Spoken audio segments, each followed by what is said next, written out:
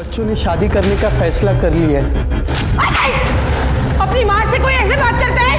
उठ, अरे उठ ना। ऐसा कैसे हो सकता है?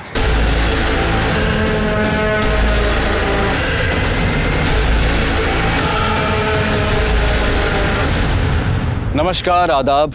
क्राइम पेट्रोल सतर्क 30 दिन 30 यूनिक केसेस की श्रृंखला में मैं अनूप सोनी आप सबका स्वागत करता हूं। क्राइम पेट्रोल के जरिए हमेशा हमारी यही कोशिश रही है कि हम समाज के हर वर्ग, हर तबके, हर उस इंसान की कहानी आप तक पहुंचाएं जिसके साथ अन्याय हुआ हो या फिर जो किसी भी तरह के क्राइम का विक्टिम बना हो। आज के इस केस को चुना है हमारे क्राइम एक्सपर्ट शम्स ताहिर खान ने। और क्यों चुना है, आइए उन्हीं से जानते हैं। नमस्कार, आदाब, सत श्री अकाल। मैं शम्स ताहिर खान क्राइम पेट्रोल सतर्क के जरिए इस पूरे महीने लेकर आ रहा हूँ कुछ ऐसी अनसुनी कहानियां जो मुझे लगता है आपको देखनी चाहिए। कहते हैं ऊपर वाला यानी भगवान, अल्लाह या गॉड किसी के साथ भेदभाव नहीं करता, पर इंसान करता है। हिंदू, मुस्लिम, अमीर, गरीब, छोटा बड़ा, गोरा काला, यहाँ तक कि मर्द औरत, इंसानों ने भेदभाव के न जाने कितने पैमाने बना रखे हैं। देश, समाज, घर तक में भेदभाव होता है और इन्हीं भेदभाव की घुटन के बीच जुर्म जन्म लेता है जो हमारे समाज के दोहरे चेहरे को उजागर करता है।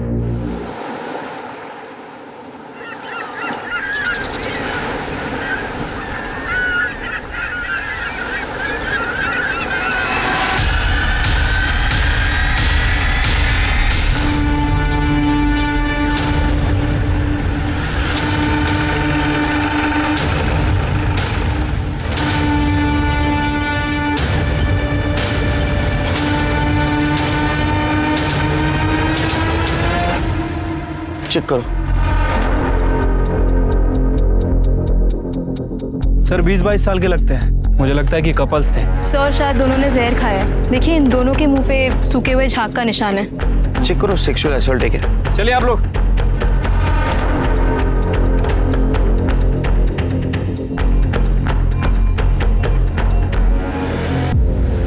सर अंडरगारमेंट और प्राइवेट बॉडी पार्ट्स चेक किए। मरने से पहले लाश के साथ सेक्स हुआ है। सेक्स या रेप? सर एग्जैक्टली बता पाना मुश्किल है। ऐसे जगह अक्सर ये कपल्स ये सब कुछ करने आते हैं। मेकआउट हुआ होगा, बाद में सुसाइड कर लिया। क्या ऐसा भी हो सकता है सिर के? ये सुनसान जगह पे इसके साथ किसी ने रेप किया और सदमे में आके दोनों ने जान दी। लेकिन ये अभी बताना मुश्किल है। सर बॉडी चेक करो, कुछ मिलता है क्या देखो।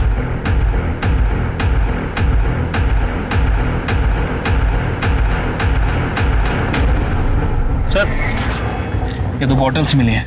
लगता है इसी बॉटल में जहर था सर। लेबल भी नहीं है इसके ऊपर ना। अरे सर आप ठीक है? हाँ ठीक है ठीक है। और कितना स्ट्रॉन्ग है सर। 2 दिन से आपकी तबीयत खराब है सर, एक बार ब्लड टेस्ट करवा लेते हैं ना। नहीं पहले ये इंपॉर्टेंट है, बाद में देखते ब्लड टेस्ट का। सर मैं एक काम करता हूँ, लैब टेक्नीशियन को बुलाता हूँ पुलिस स्टेशन, वही चेक कर लेगा। अरे तुम्हारे भाभी जैसा क्यों कर रहे हैं? पीछे क्यों पड़े मेरे? सर हमने पूरा एरिया चेक किया, फोन, आइडिया, पर्स, ऐसा कुछ भी नहीं मिला जिससे इन दोनों की पहचान हो सके। हो सकता है इनके घर वाले इनके रिश्ते से खुश नहीं थे, इसलिए इन्होंने सुसाइड किया। ये फिर इन्होंने इनकी आईडी क्यों छुपाई? तो इस लड़की की शक्ल देखकर लग रहा है कि मैंने इस लड़की को कहीं देखा है, लेकिन कहाँ देखा है कुछ याद नहीं आ रहा। सिर्फ बॉडी को पोस्टमार्टम के लिए भेज दो और फिंगरप्रिंट एनालिसिस के पास बोतल भेज देना और फॉरेंसिक टीम से पता करो उसमें कौन सा लिक्विड था, क्योंकि जब तक वो रिपोर्ट नहीं आएगी ये बताना बहुत मुश्किल है ये सुसाइड है या रेप।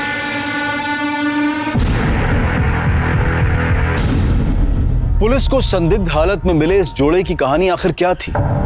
पीएसआई को ऐसा क्यों लग रहा था कि चेहरा देखा हुआ है? क्या वो वाकई इसे व्यक्तिगत तौर पर जानता था या फिर ये कोई मशहूर चेहरा था, कोई जानी मानी शक्ल थी? पुलिस पूरी ईमानदारी के साथ इस केस को हल करने में जुट गई, बिना इस आभास के कि इस केस का सच कितना खतरनाक साबित होने वाला था। समंदर किनारे मुर्दा पाए गए इस जोड़े की शिनाख्त फिलहाल पुलिस नहीं कर पाई है।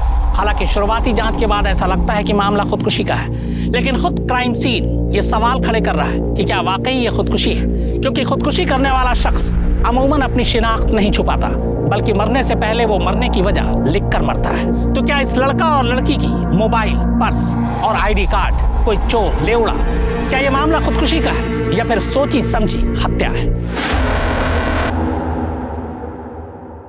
सर डीएनए की प्राइमरी रिपोर्ट से पता चला है कि लड़की की बॉडी में जो सीमेन मिला था उस लड़के का ही है। उसके बाद दोनों के बीच फिजिकल रिलेशन बना और दोनों ने जहर खा लिया। इसका मतलब हमारा अंदाज सही निकला, सुसाइड केस है।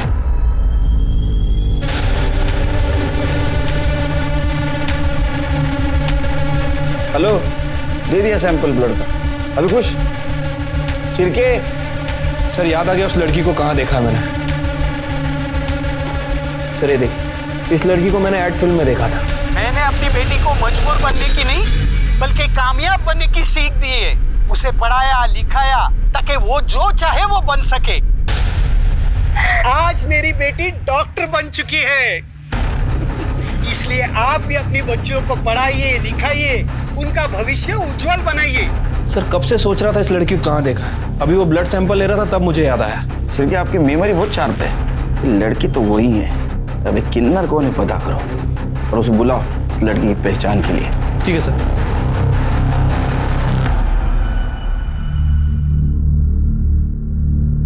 आइए। मैडम नमस्ते, मैं चंपा शिंदे। आप मेरे को इधर काहे को बुलाए? आप शिल्पा शिंदे को जानती हैं? हाँ, मेरी बच्ची है, वो 2 दिन से गायब है। मैं पुलिस स्टेशन में रिपोर्ट भी लिखाई। आइए दिखाइए। शिल्पा मेरी बच्ची। मैडम कैसे हुआ ये सब? कौन मारा इसे? अभी कुछ कह नहीं सकते। शिल्पा के साथ जिस लड़के की बॉडी मिली है, इन दोनों ने जहर खा के आत्महत्या की है। मेरी बेटी जहर नहीं खा सकती, वो कभी भी आत्महत्या नहीं कर सकती। दूसरी बॉडी दिखाइए।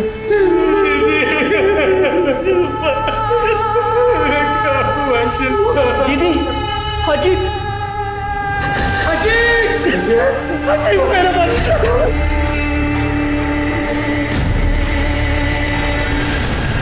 साहब, मेरी बेटी शिल्पा ने आत्महत्या नहीं की है, उसे मारा गया है, मर्डर हुआ है उसका।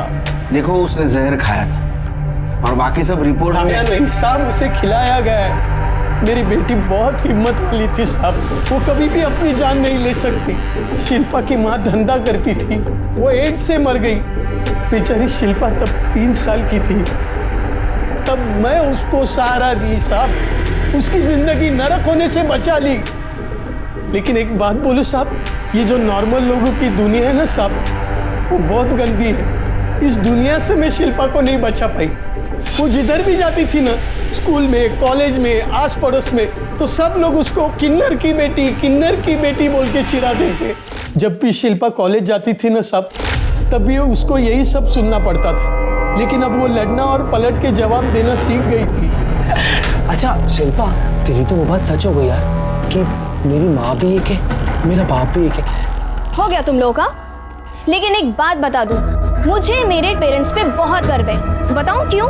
क्योंकि उसने मुझे तमीज सिखाई, इंसान को इंसान समझना सिखाया, दूसरों की इज्जत करना सिखाया। वो सब सिखाया जो तुम दोनों के माँ बाप भी तुमको नहीं सिखा पाए। इसलिए तू अपने घटिया बिहेवियर से यहाँ पर इतनी देर से नमूना पेश कर रहा है। उठ, अरे उठना। और एक दिन उसे उसके सपनों का राजकुमार मिल गया, उसी के कॉलेज में, अजीत देशमुख।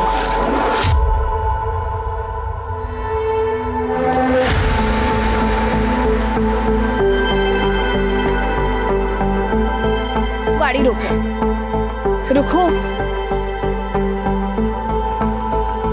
यही चाहते थे ना तुम? हाँ।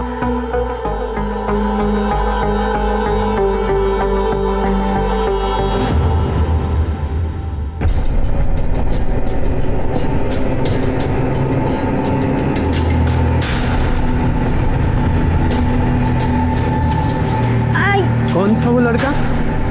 अरे बेटा तू बोल तो सही, वो पसंद है ना तुझको? अजीत अब हम लोगों के घर आने जाने लगा था। चलो बेटा शुरू करो। बेटा पहले भिंडी खाओ, मैंने अपने हाथों से बनाई है। भिंडी नहीं, भेंडी बनाती है तू। बेटा तुम कढ़ी खाओ।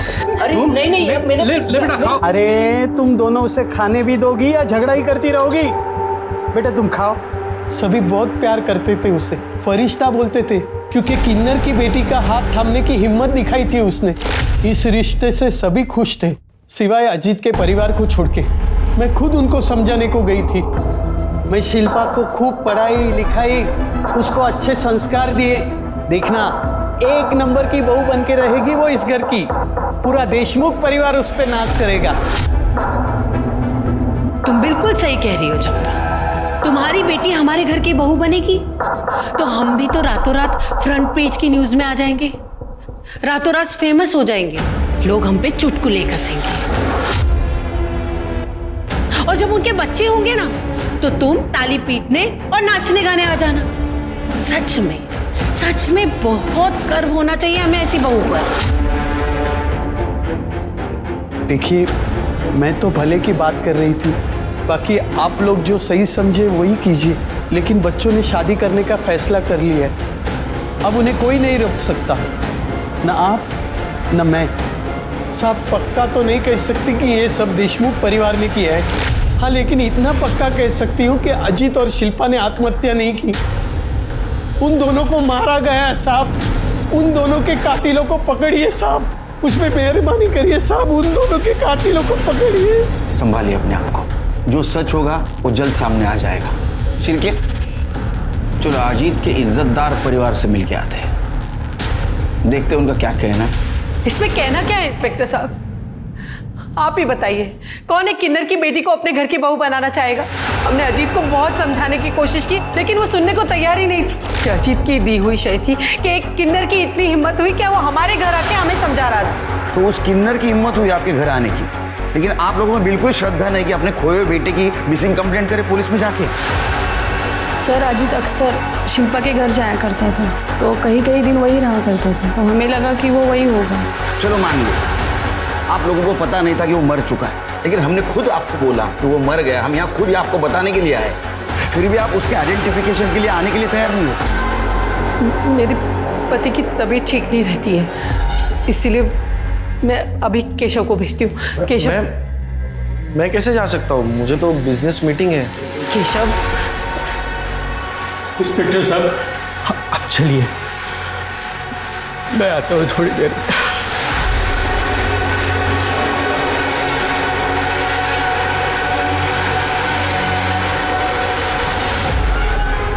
सिर के काम करो, इन सब के मोबाइल नंबर ले लो और पता करो मर्डर के दिन क्राइम सीन पे कोई था क्या। ठीक है सर।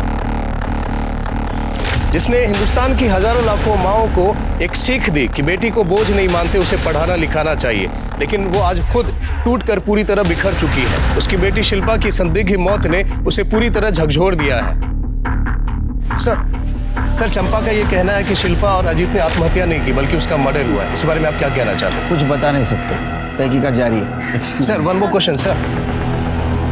क्या चल रहा है? हाँ? हमें हमारा काम ही करने दो, आप जाइए घर पे। साहब, मैं नहीं बुलाई ये लोग को, हम लोग तो घर पे ही जा रहे थे। ये लोग कहाँ से आ गए पता नहीं हमको। आई, घर चलना। जब से शिल्पा गायब हुई है तब से तूने कुछ खाया भी नहीं। ये कौन है?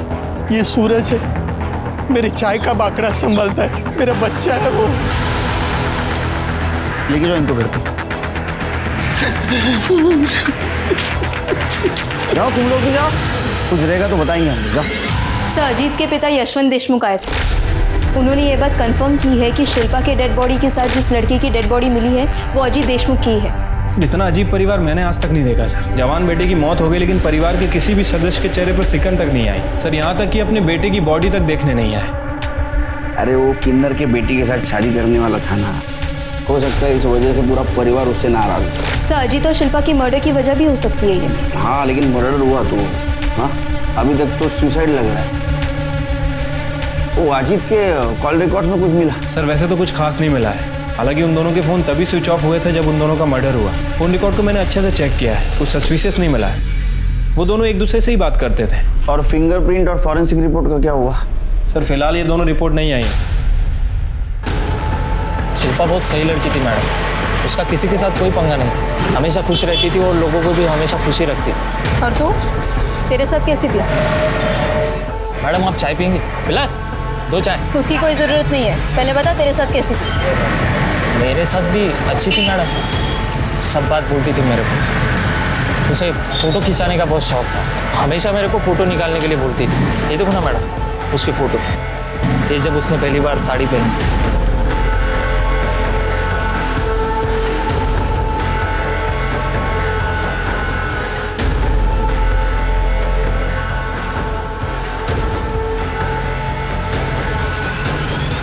साहब। हाँ बोलो। साहब ये देशमुख फैमिली बहुत ही अजीब है साहब।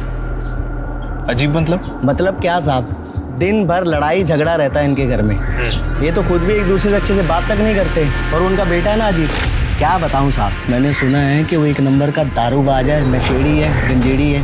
अभी कुछ दिन पहले अपनी माँ से खूब झगड़ा किया ना वो। किस बात पे झगड़ा हुआ था? साहब उसको लगता था कि उसकी माँ का ना वो कोई वैद है, उसके साथ लफड़ा चालू है।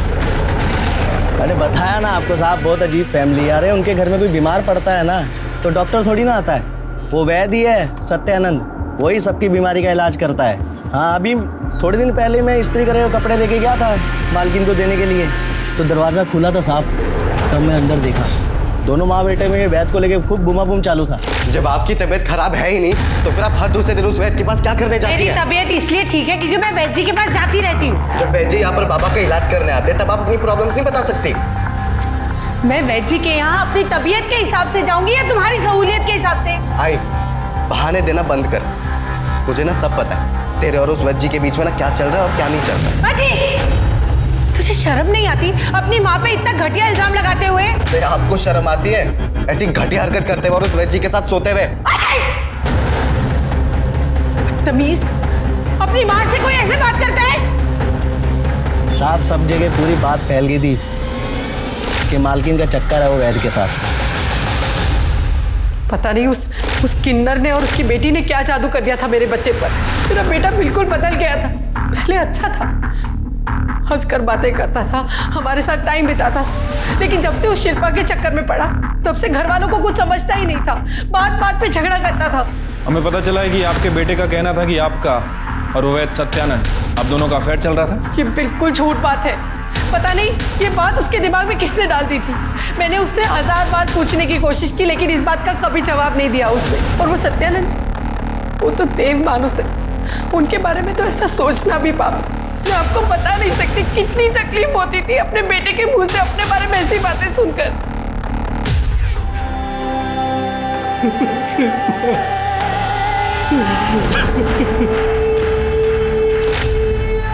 आई काकी, बिना मेकअप के भी तो बाहर जाया जा सकता है ना, पर आप लोग ये वाली बात कहाँ समझोगे? ए पूरी, ये क्या तू आप लोग लगा रखी है? अरे आई सॉरी, मेरा मतलब है कि हम लोग, पर हम लोगों में भी तो तुम सबको ऐसे बाहर जाने के लिए सुंदर बनना पड़ता है, ऐसे भर भर के मेकअप लगाना पड़ता है और ऐसे कपड़े पहनने पड़ते हैं। अब मुझे क्या जरूरत है मेकअप की, मैं तो ऐसी सुंदर हूँ। वैसे भी मन सुंदर होना चाहिए, और तन कम भी सुंदर हो तो चलता है। देखो तो दीदी क्या क्या बोल रही है, कितना भाव खा रही है। अरे भाव तो खाएगी, हमारी शिल्पा कौन सी हीरोइन से कम सुंदर है? ये है मेरी सबसे अच्छी काकी।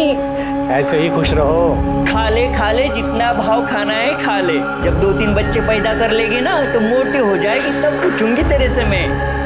बच्चे?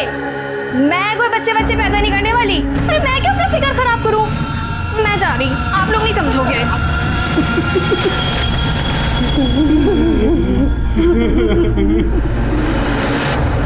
दामिनी, अगर अजीत के घर वाले और उस धोबी की माने तो अजीत एक नंबर का अय्याश लड़का था, शराब पीता था, ड्रग्स लेता था, अपनी माँ के चरित्र पर ही शक करता था। जबकि चंपा और बाकी लोगों की माने तो अजीत एक नंबर का परफेक्ट लड़का था। समझ नहीं आ रहा आखिर इस अजीत की सच्चाई क्या है। सो ये भी तो हो सकता है कि इन लोगों में से कोई अजीत के बारे में झूठ बोल रहा हो।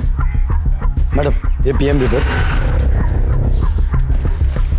सर, इस डिटेल पोस्टमार्टम रिपोर्ट से ये बात कंफर्म हो रही है कि शिल्पा के साथ मर्डर से पहले रेप हुआ है।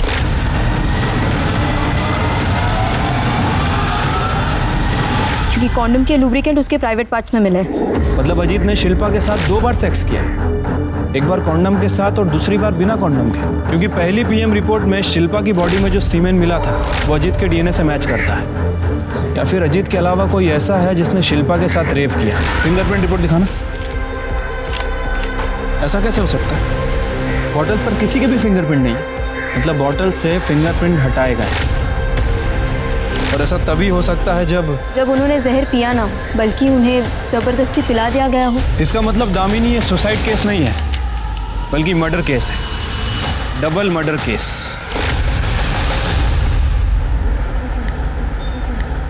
अरे आप लोग क्या समझेंगे कि एक माँ का कलेजा कैसे फटता है जब उसकी जवान बेटी को कोई मार डालता है। मुझे मालूम था मुझसे और मेरी बेटी से कई लोग जलते हैं। आज उन सब लोगों के कलेजे में ठंडक पड़ गई होगी। सर आप तो सिक लीव पे थे ना, रेस्ट चल रहा था आपका। क्या race? Double murder case, tension का काम। चलो बंद करो ये। अरे बंद करो।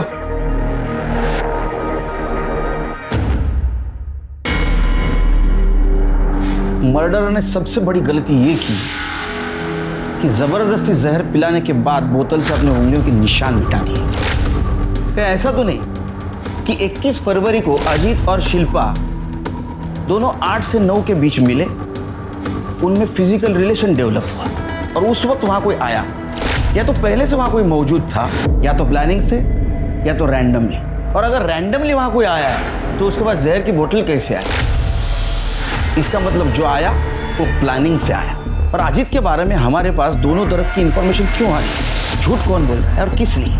क्या ऐसा तो नहीं कि इस बात का इस मर्डर से कोई कनेक्शन हो? सर यही बात तो हम दोनों के भी समझ में नहीं आ रही कि एक ही आदमी की दो छवि, एक ब्लैक और एक व्हाइट। या फिर ऐसा भी हो सकता है कि चंपा ने यह मर्डर किया, लेकिन अभी हमें दिखाने की कोशिश कर रही है अजीत बहुत अच्छा था, उसे हमें पसंद करती थी। या फिर अजीत वैसा ही था जैसा उसके घर वाले बताते। सर अगर ऐसा है तो फिर शिल्पा के साथ रेप और मर्डर क्यों हुआ? और अगर वाकई ऐसा है तो इस मर्डर में देशमुख फैमिली भी इन्वॉल्व है। पर सर देशमुख फैमिली अपने ही बेटे का मर्डर क्यों करवाएगी? वो सिर्फ शिल्पा का मर्डर करके छोड़ सकते थे। जरूरी नहीं दामिनी, क्योंकि सुहासिनी और बाकी लोगों के बयान के मुताबिक अजीत से वो सब परेशान थे। ऐसा भी तो हो सकता है कि दोनों कांटे एक साथ निकाले हो, या ऐसा भी हो सकता है कि एक तरफा प्यार का मामला हो सकता है सर। चंपा का मुंह बोला बेटा सूरज, मैंने उससे पूछताछ की थी। जिस तरह से वो शिल्पा के बारे में बात कर रहा था, उसके फोन में अपनी फोटोज नहीं शिल्पा की फोटोज थी। उसके बात करने के तरीके से तो यही लग रहा था कि उसे शिल्पा पसंद थी। तो तुम्हारा कहना ऐसा है कि वो साइलेंट लवर सूरज, उसके पास मर्डर का मोटिव था? Yes sir. हो सकता है शिल्पा से बदला लेने के लिए उसने उसका रेप किया। उसके बारे में इंफॉर्मेशन निकालो, आगे पीछे कौन है जरा पता करो, और मर्डर के दिन वो कहाँ था ये भी पता करो। Yes sir. दामिनी 4 चम्मच शक्कर वाली चाय बोलना। अरे सर आपका शुगर वैसे ही थी तो चुप बैठ, मुझे कुछ नहीं हुआ। जब तक मैं शक्कर वाली चाय पीता नहीं मेरा दिमाग नहीं चलता है, समझा ना? 4 चम्मच शक्कर वाली चाय।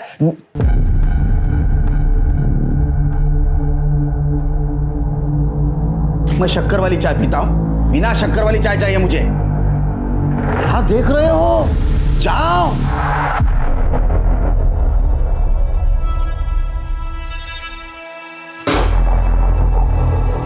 करेले का जूस तुम्हारे लिए, और शिरके ये आज ही खत्म होना चाहिए। हो गई नहीं सर, दूं? सर अजीत देशमुख के पिता यशवंत देशमुख आपसे मिलने आए। बोला सर, मैंने उनको बोला पर वो बाहर ही बैठ गए, शायद उनकी तबीयत ठीक नहीं है।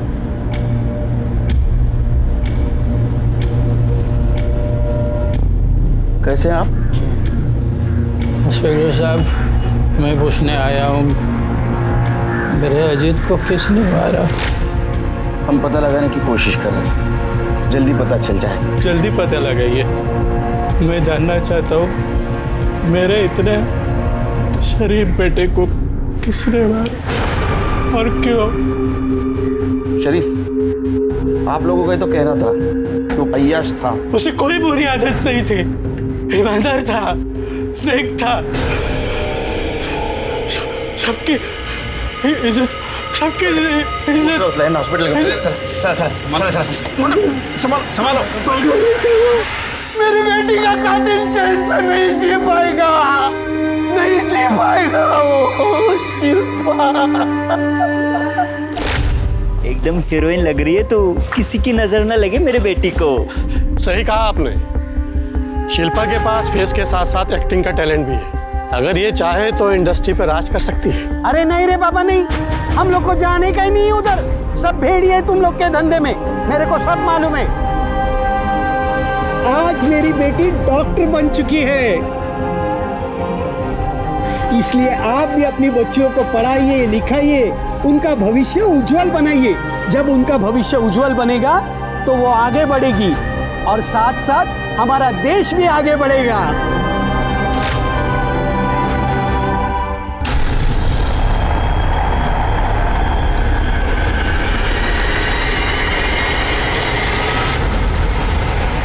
एक प्रेमी जोड़ा जिनकी मौत अब तक दुनिया से नाराजगी की वजह से की गई आत्महत्या लग रही थी, अब कत्ल में तब्दील हो चुकी थी। यह भी साफ हो गया था कि मर्डर से पहले शिल्पा के साथ बलात्कार किया गया था।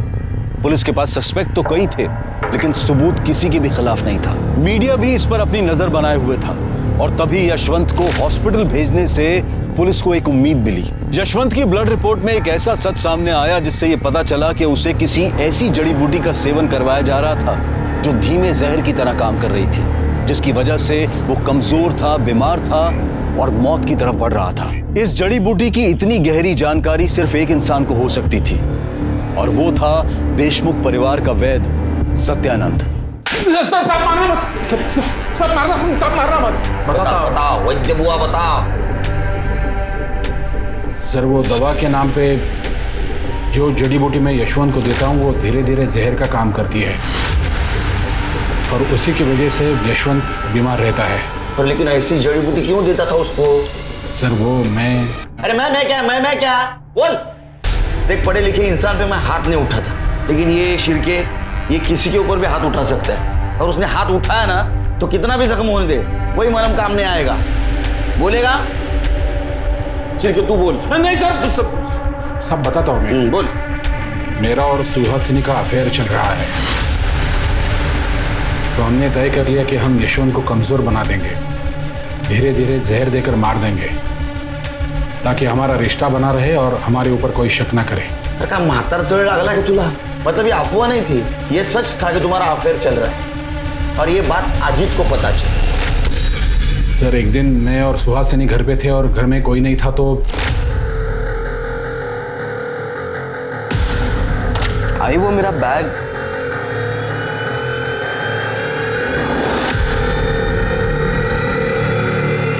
अजीत और सुहासिनी के बहुत झगड़े होते थे, लेकिन सुहासिनी हमेशा यही कहती थी कि मेरे और उसके बीच में कुछ नहीं है। झूठी बातें फैलाकर वो। अच्छा तो अजीत को अय्याश साबित करके तुम्हारा फायदा नहीं हुआ, इसलिए यशवंत की तरह उसको भी तूने जहर दे दिया। सिर्फ माइल्ड नहीं स्ट्रॉन्ग जहर दिया, जिसकी वजह से उसकी मौत हो गई। इतना ही नहीं तो तुम लोगों ने शिल्पा को भी जहर दे दिया, वो मर गई, वो बोतल वहीं छोड़ दी ताकि सब लोगों को लगे इन दोनों ने सुसाइड कर लिया। नहीं सर मैंने ऐसा कुछ नहीं किया। फिर किसने मारा? सुहासिनी ने? नहीं सर वो तो मुझे पता नहीं है। शिरके यशवंत को जहर देने के जुर्म में इसको अंदर डालो और उस सुहासिनी को मिलो, देखो क्या नई कहानी सुनाती है। जी कितना घटिया इल्जाम लगा रहे हैं आप मुझ पर।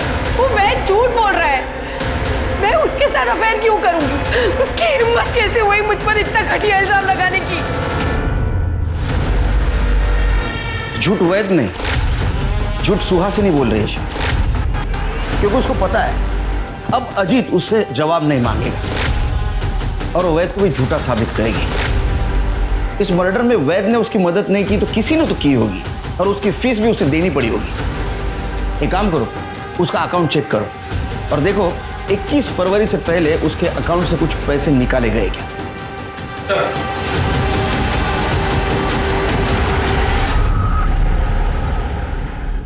सर सुहासिनी ने अकाउंट से पैसे निकाले नहीं है, बल्कि 20 फरवरी को 1 लाख रुपए ट्रांसफर किए।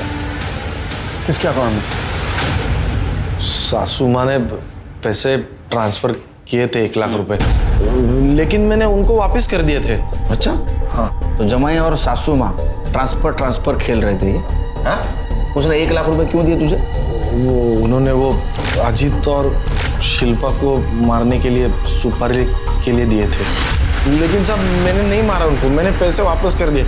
आप चाहे तो मेरा मोबाइल लोकेशन कहाँ गया था, किसको मिला था, सब चेक कर सकते हैं। मैंने कुछ नहीं किया साहब, मैंने किसी को नहीं मारा। झूठ बोल रहा है तो तूने और तेरे सासू ने सुहासिनी ने मिलकर ही मारा उन दोनों को। नहीं नहीं साहब, मैंने सही में पैसे वापस कर दिए, मैंने किसी को नहीं मारा साहब, मैंने कुछ नहीं किया। चलो मान लेते तुम सच बोल रहे हो। केशव क्यों झूठ बोल रहा है? क्योंकि वो एक नंबर का कमीना और कामचोर है, घर जवाई बनकर बैठा है। उसके खर्चे, कपड़ा, खाना पीना सबके पैसे मैं देती हूँ। इससे भी उसे शांति नहीं मिली। अब वो मुझे जेल भिजवाकर मेरी सारी जायदाद हड़पना चाहता है। सर, जिस रात शिल्पा और अजीत का मर्डर हुआ था उस रात मोबाइल लोकेशन के हिसाब से सूरज अपने घर पे ही था। और केशव बर्फ? सर, उसकी कॉल लोकेशंस और मोबाइल रिकॉर्ड से कुछ खास पता नहीं चला। चलिए एक काम करो, बीच पर जहाँ शिल्पा और अजीत की बॉडी मिली पता करो उस दिन शाम से लेकर देर रात तक किसके किसके मोबाइल नंबर वहाँ एक्टिव थे और उन नंबर का इन दोनों के साथ कुछ कनेक्शन था क्या? सर, ये बोतल में मिले जहर की फॉरेंसिक रिपोर्ट। अजीत और शिल्पा को जहर दिया गया और वो जहर धतूरे से बनाया गया था। धतूरे से जहर बनाया जा सकता है और धतूरा मिलना आम बात है। सर, वैसे धतूरा मिलता जंगल में है, लेकिन महाशिवरात्रि के दिन पे ये हर शिव मंदिर के बाहर मिलेगा, क्योंकि शिवरात्रि पे चढ़ावे में धतूरा चढ़ाने की प्रथा है। एक मिनट, महाशिवरात्रि 21 फरवरी को महाशिवरात्रि थी। एक काम करो शिल्पी, जितने भी शिव मंदिर है उसके बाहर उसके आसपास जितने भी फूल की दुकानें वहाँ सीसीटीवी फुटेज कलेक्ट करो और देखो किसने इतने भारी मात्रा में धतूरे खरीदे। और एक बात पता करो, मुंबई या मुंबई के आसपास धतूरे के जहर से किसी को मारा गया था ऐसा केस आया है क्या? हो सकता है देशमुख परिवार का वैद्य और ये चंपा की बिरादरी वाले ये जरूर जानते होंगे कि धतूरे से जहर कैसा बनाया जा सकता है। तभी तुम एक काम करो, चंपा से जुड़े हुए सारे लोगों की पूछताछ करो। Yes sir. सूरज के बैकग्राउंड का कुछ पता चला? कुछ खास नहीं सर, बस इतना ही पता चला है कि सूरज के आगे पीछे कोई नहीं है। चंपा ही उसके लिए सब कुछ है। इनफैक्ट चंपा के साथ वो कई सालों से है। नजर रखो उस पर, हो सकता है ऐसा कुछ हो जो हमारे नजर में नहीं। ठीक है सर।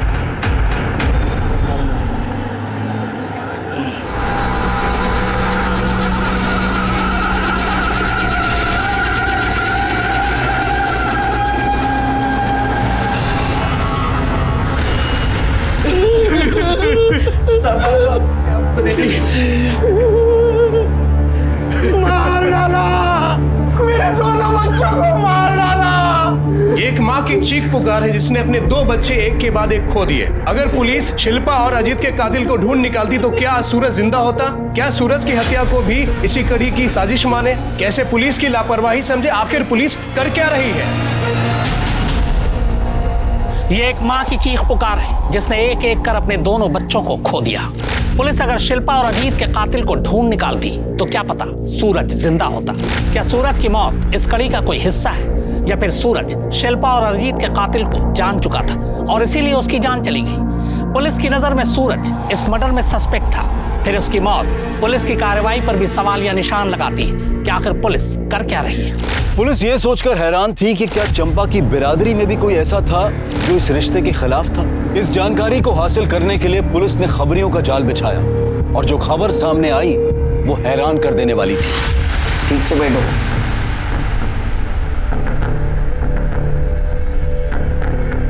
तुम अजीत और शिल्पा के रिश्ते के खिलाफ थी, फिर भी तुमने उन्हें आशीर्वाद दिया था, ऐसा चंपा ने कहा।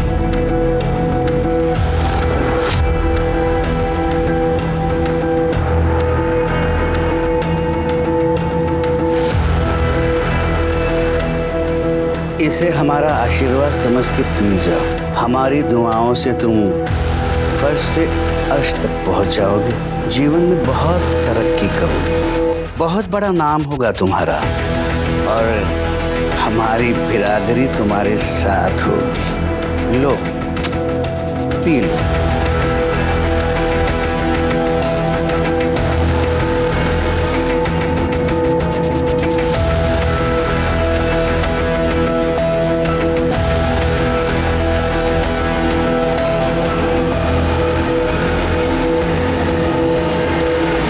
साहब, हमने इस रिश्ते की मंजूरी के लिए खाली एक ही शर्त रखी थी। कौन सी शर्त? शर्त यह है कि शिल्पा और अजीत उनका पहला लड़का हमें सौंपेंगे और फिर हम उस बच्चे को किन्नर बनाएंगे और हमारी बिरादरी में शामिल कर देंगे। ये कैसी शर्त है? हम ऐसी कोई शर्त पर नहीं मानने वाले आपकी। और आपने ऐसे सोच भी कैसे लिया कि हमारा बच्चा? कब? चंपा, समझा इसे, वरना हम तुझे बिरादरी से निकाल देंगे। और बिरादरी से बाहर होना क्या होता है ये अच्छी तरह से जानती हो तुम। हाँ साहब, राजा रानी ने शर्त रखी थी, लेकिन ये बात मैं आपको कैसे बताती, क्योंकि ये हमारे बिरादरी की बात थी ना, और मैं बिरादरी से अलग थोड़ी हूँ। हमारी बिरादरी में राजा रानी सबसे बड़े होते हैं, उनकी बात कोई नहीं टाल सकता। तो भला मैं कैसे इनकार कर सकती थी? तो बिरादरी से बाहर होने के डर से तुमने अजीत और शिल्पा दोनों को रास्ते से हटा दिया, मार दिया उन्हें ना? वाह साहब वाह, मैं किन्नर हूं ये बात आप नहीं भूले, लेकिन मैं एक मां भी हूं ये बात आप भूल गए। शिल्पा की हालत मैं समझ सकती थी, क्योंकि उसकी तकलीफ मेरी तकलीफ थी। मैं सिर्फ उसकी सुरक्षा और भविष्य के लिए उसे मनाना चाहती थी, लेकिन ये हो न सका साहब। मेरे मनाने से पहले ही मेरी बच्ची मुझसे दूर चली गई साहब, मुझसे दूर चली गई। खाली चंपा दीदी ही नहीं, हम सब भी शिल्पा को समझाने की बहुत कोशिश कर रहे थे, क्योंकि वो हम सब की बेटी थी। पर चंपा के बार बार एक ही बात बोलने से एक दिन शिल्पा चंपा पे सॉलिड भड़क गई साहब। शिल्पा, मैंने तुम्हें पाल पोस के इतना बड़ा किया, क्या तुम मेरे लिए इतना भी नहीं कर सकती बेटा? इसी दिन के लिए पाला था मुझे कि एक दिन अपनी किन्नरों की बिरादरी बढ़ाने के लिए मेरे बच्चे की बलि चढ़ाओगी। आई, तूने पाल पोस के बड़ा किया, लेकिन ये याद रख कि मेरे वजह से तुझे इतना नाम मिला। एक्ट फिल्म करती है ना, 36 जगह इंटरव्यू देती है जाके, तो उसी टीवी पे जाके बोलना कि अपनी बेटी का बच्चा छीनकर उसे किडनैप बनाना चाहती है। फिर देख क्या होता है तेरे नाम और तेरी शौहरत के साथ। सर, मैंने 21 फरवरी की सारी सीसीटीवी फुटेजेस चेक की है। सर ये देखिए, वर्तक नगर के शिव मंदिर के बाहर के सीसीटीवी फुटेज में क्या मिला। दामिनी, तुमने 2 दिन पहले एक पेपर कटिंग फाइल में लगाई थी, उसको लेके आओ। सही देखो,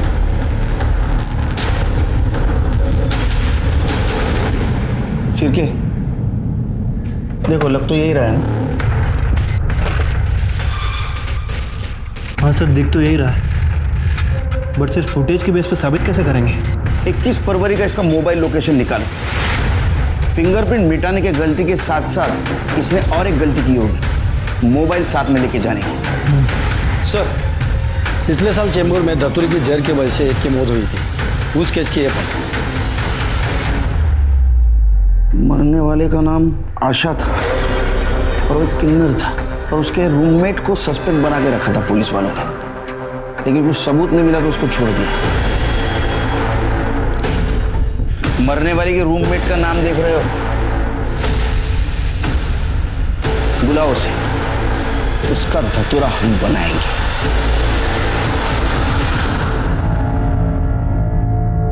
अरे क्या साहब, आप खाली फुकट मेरे को तकलीफ दे रहे हो। अरे मैंने कुछ नहीं की, माना कि आशा धतूरे का जहर खा के मर गई, वो मेरे साथ रहती थी ना, तो इसीलिए चेंबूर पुलिस मेरे को उठा के ले गई।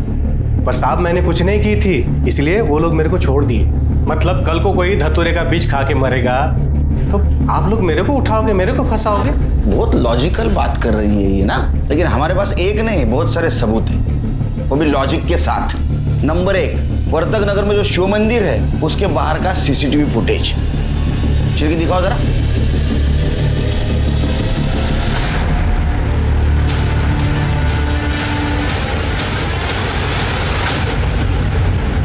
नंबर 2, जिस दिन शिल्पा और अजित का मर्डर हुआ उस दिन की तेरी मोबाइल लोकेशन वहीं की है। अब बोलेगा? कर दे। चल 4 नंबर तो बाम हो गया।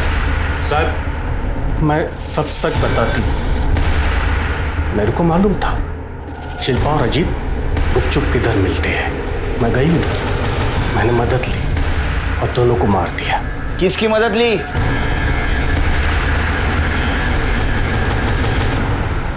सर, दिन में धतूरे से जहर बनाने में मदद की और रात को पुष्पा दीदी के साथ समुंदर किनारे में गए। जब हम दोनों उधर गए तो दोनों लगे पड़े थे। शिल्पा चंपा को महान बनाई थी, इसीलिए शिल्पा को मैं अपनी आंखों से मरते देखना चाहती थी। दीदी अब सब्र नहीं हो पा रहा। चुप, रुक जा 2 मिनट।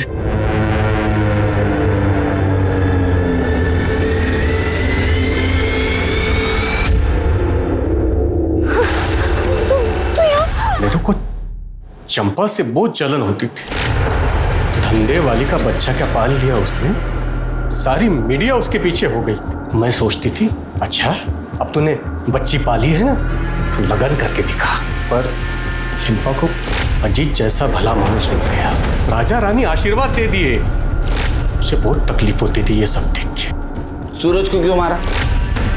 वो मैं टीवी पे प्रोग्राम देख रही थी, चंपा का कोस रही थी उसको।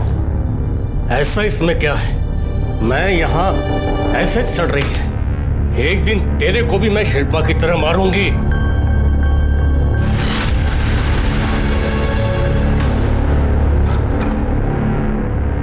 तू मारी ना मेरी शिल्पा को, तुझे छोड़ूंगा नहीं मैं, जान से मार दूंगा तुझे, जान से मार दूंगा मैं तुझे।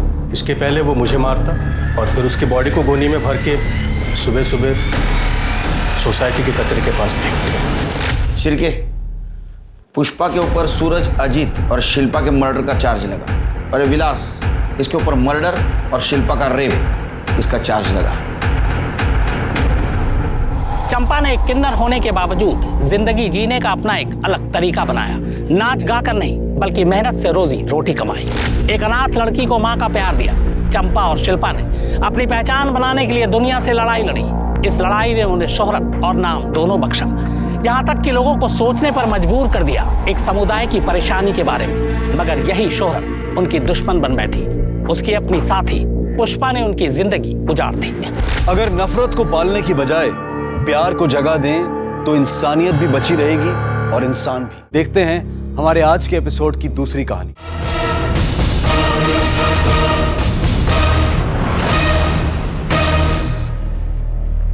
नमस्कार, आदाब। क्राइम पेट्रोल सतर्क 30 दिन 30 यूनिक केसेस की श्रृंखला में मैं अनूप सोनी आप सबका स्वागत करता हूं। आज के इस केस पर अपना विश्लेषण देंगे हमारे मेहमान और जाने माने पत्रकार शम्स ताहिर खान। दिन दहाड़े एक औरत को चलती कार से फेंक दिया गया।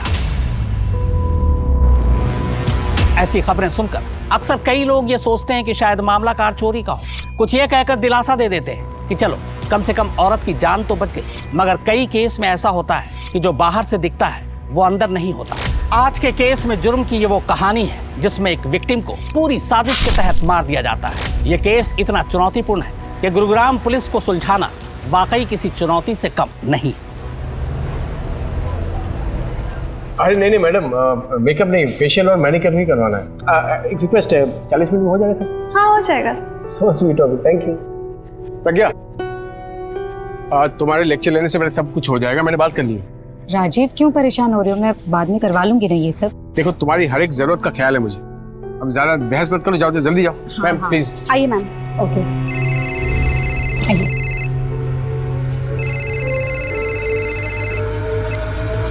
हेलो। वाह डॉक्टर, बीवी की इतनी परवाह और हमारी फिक्र तक नहीं। जरा हम भी तो देखें फेशियल होता कैसे है।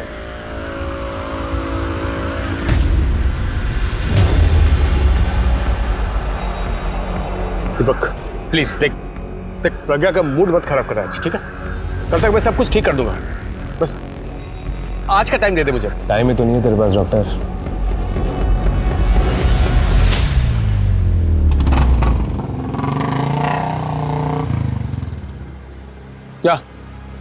क्या घूर रहा है बे? क्या दिख रहा है? सुट्टा देना यार। राजीव, सिगरेट? तुम सिगरेट तो टेंशन में हो तो तब पीते हो ना? हाँ तो टेंशन तो होगी ना, क्यों इतनी खूबसूरत तो दिख रही हो तो। कुछ भी। अरे हाँ सच में, तुम किसी भी एंगल से 21 साल की लड़की की माँ तो लगती नहीं हो। बस अब बातें बनाना बंद करोगे? I am already late. चलो चलो चलो।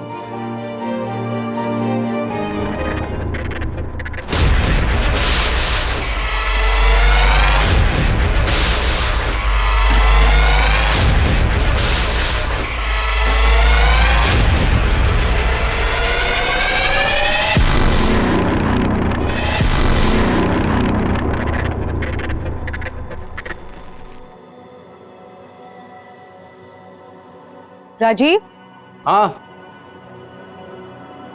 कहाँ हो? अरे ये हाँ हाँ डैडी ने सरप्राइज हॉलिडे प्लान किया है, वो भी आपकी फेवरेट जगह मनाली। क्या? मनाली? राजीव, पॉसिबल नहीं हो पाएगा मेरे लिए मनाली का ट्रिप। एग्जाम्स लेने कॉलेज में। हाँ, टिकट ऑलरेडी बुक्ड है डार्लिंग। देखो तुम अपना पैकिंग शुरू करो, हमने तो कर लिया है, मैं अभी आया, ठीक है? हाँ जी, ये क्या चल रहा है ये सब? प्रज्ञा, ये टाइम मैंने अपने परिवार के लिए निकाला है, तुम्हारे हर सवालों का जवाब मैं रास्ते में दूंगा, ठीक है? तुम अपना पैकिंग तो शुरू करो, मैं काम करता हूँ, शर्मा मार्ट जाके कुछ सामान लेकर आता हूँ, ठीक है?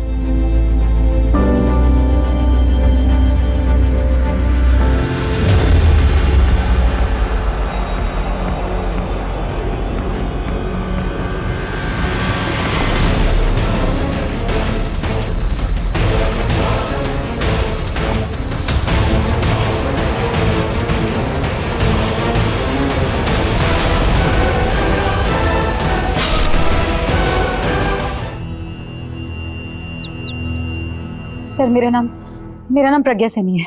मेरे हस्बैंड राजीव कल रात से घर नहीं लौटे हैं। सर, शर्मा मार्ट बोल कर निकले थे, उसके बाद बहुत बार फोन ट्राई किया लेकिन फोन बंद आ रहा है। और हम सब कल मनाली जाने वाले थे, फिर अचानक से कहाँ चले जाएंगे?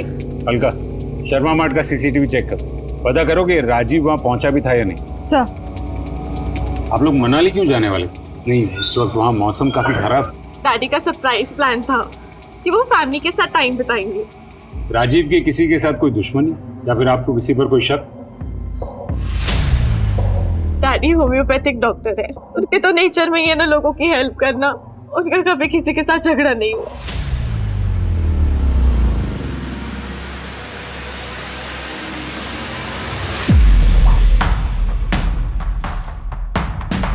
ये रहे डॉक्टर साहब, मैंने कहा था ना, सामान लिया और चले गए।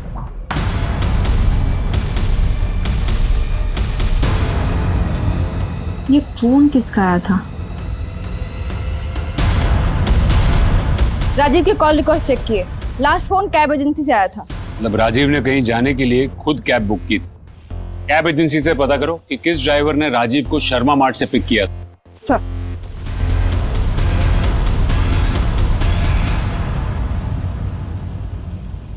कैब ड्राइवर मिलने के बाद ही पता चलेगा कि उसने राजीव को कहाँ ड्रॉप किया है। और अगर आपको कोई आइडिया हो कि वो कहाँ जा सकते हैं? इतनी रात में अपना क्लिनिक भी ओपन नहीं करते वो। क्लिनिक कहाँ है उनका? आर्य समाज रोड पर। लेकिन हाँ, अगर क्लिनिक ओपन करते तो रिसेप्शनिस्ट बता देती। रिसेप्शनिस्ट? क्या नाम है उसका? मंजूषा।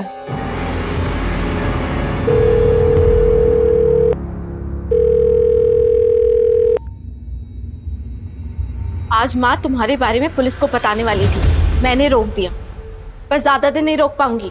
तुम्हारी भलाई इसमें कि तुम मुझसे बात करो।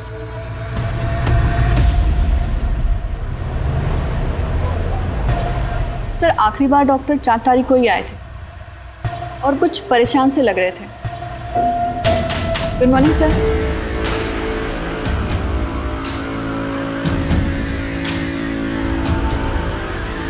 सर, बहुत देर तक गेट नहीं खोला तो मैं अंदर चली गई चेक करने, पर वहां पे डॉक्टर साहब तो कुछ और ही। सर, क्या है? बिना परमिशन के अंदर कैसे आ गए तुम? हाँ, गेट आउट। सर, बीवी और बेटी तो राजीव की अच्छाई का गुण गा रहे हैं और उनकी रिसेप्शन तो कुछ अलग ही कहानी बोल रही। 4 तारीख को राजीव की जिंदगी में ऐसा कुछ हुआ जिससे वो काफी डर चुका होगा। तो मनाली कोई हॉलिडे नहीं, अपने परिवार को शहर से बाहर ले जाने का एक बहाना था बस। और सर, प्रज्ञा ने कहा कि ब्यूटी पार्लर से आने के बाद से राजीव का मूड ऑफ था। 40 मिनट तक राजीव पार्लर के बाहर था। पता करो कि उस पार्लर के आसपास 40 मिनटों में राजीव के साथ हुआ क्या। और हाँ, उसका क्लिनिक भी अच्छे से चेक करो, आखिर वो इस हालत में अपने कैबिन में कर क्या रहा था। जी सर।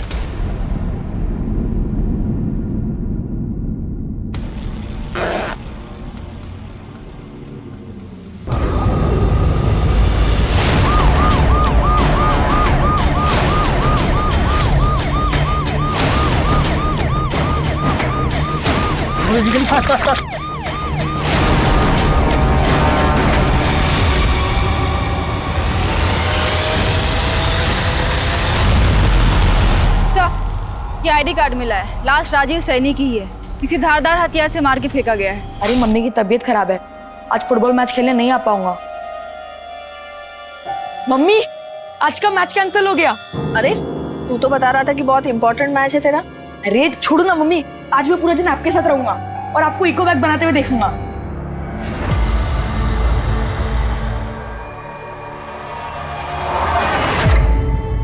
राजीव, राजीव, राजीव,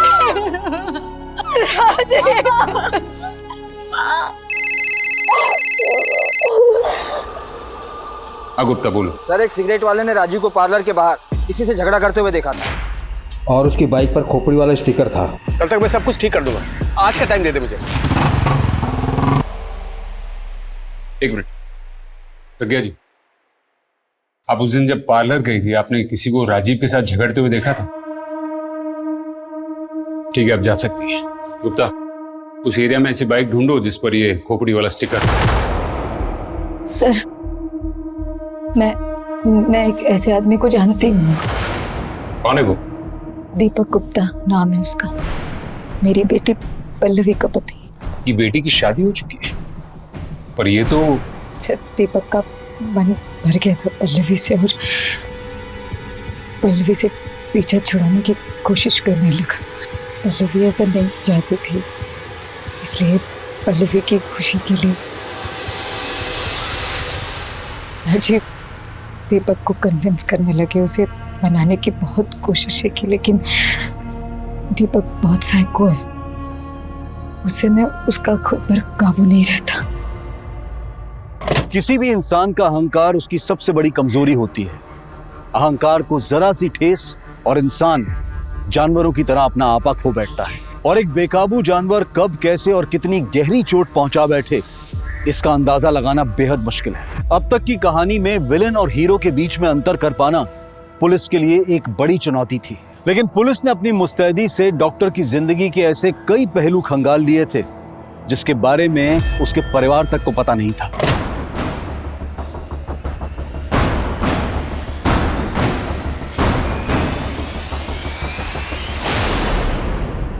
लगता है भाग गया ही।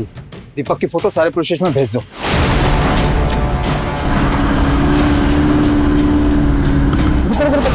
पीछे लो।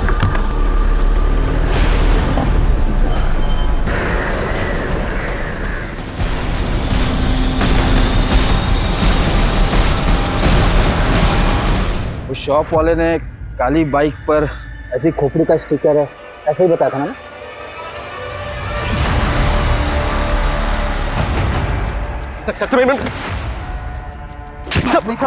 सब भाग नहीं रहा हूँ सर, मैं बाइक के पास आया सर, मेरी बाइक।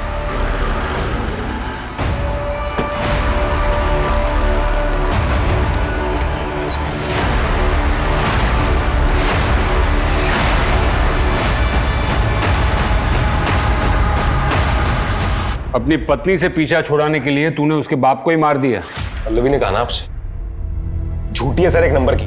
जिस दिन राजीव की मौत हुई थी उस दिन तू झगड़ा करने गया था ना उसके साथ? सर झगड़ने नहीं, समझाने गया था कि पीछा छुड़ाओ मेरा अपनी बेटी से, तंग आ गया हूं।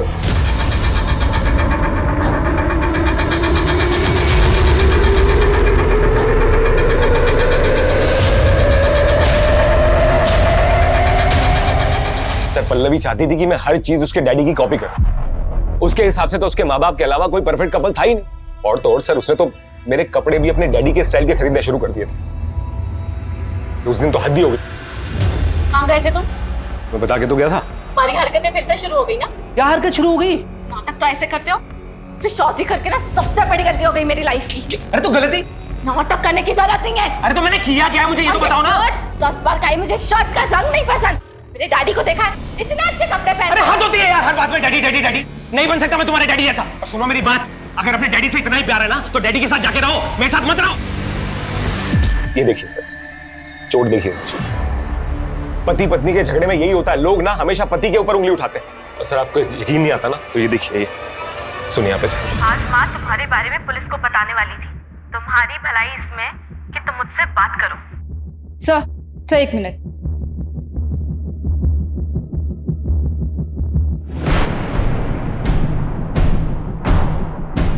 सर इसमें मगरमच्छ के दांत, गेंडे की सींग और सांप की खाल और सर पता नहीं क्या क्या है। ये ऐसी चीजें रखना तो इलीगल है। लेकिन सर ये सारी चीजें उसने कहीं ना कहीं से तो खरीदी होगी। ऐसे इलीगल चीजें बेचने वाले खतरनाक ही होते।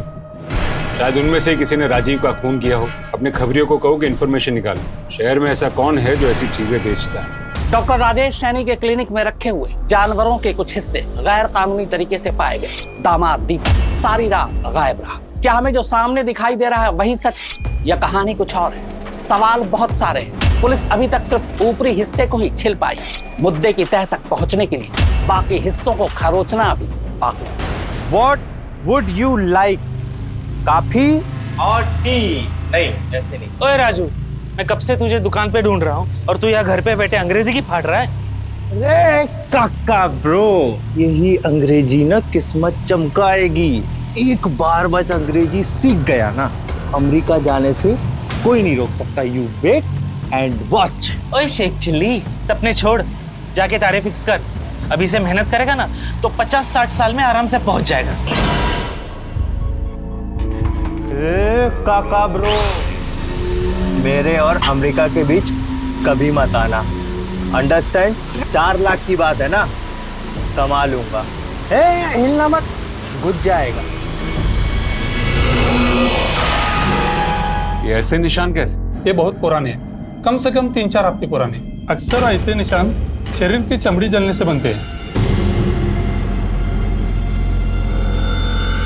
हम नहीं जानते कि डैडी के पास वो चीजें कहाँ से आई। आप इन निशानों के बारे में कुछ जानती हैं?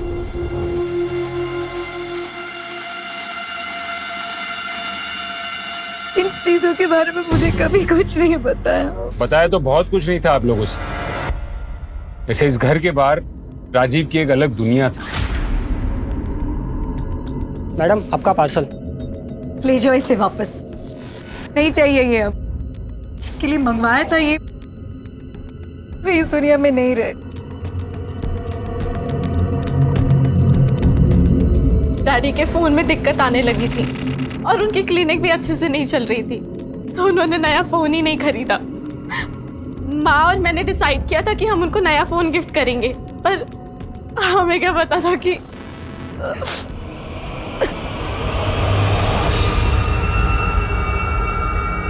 राजीव ने जो कैब ली थी शर्मा मार्ट के बाहर से, वो ट्रेस हो गई है सर। 4 तारीख की रात को शर्मा मार्ट के बाहर से तुमने इसे पिक किया था?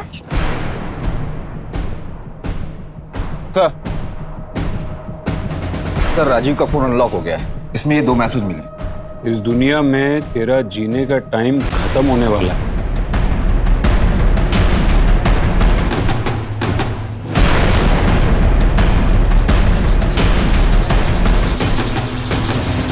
मैडम, उसको उस दिन इधर ही उतारा था, फिर वो सीधा उस तरफ चला गया। सर, नंबर सेव नहीं है, फिर भी ट्रैकिंग पे डाल दिया है। मारने की धमकी दी, फिर भी राजीव ने पुलिस कंप्लेन नहीं की।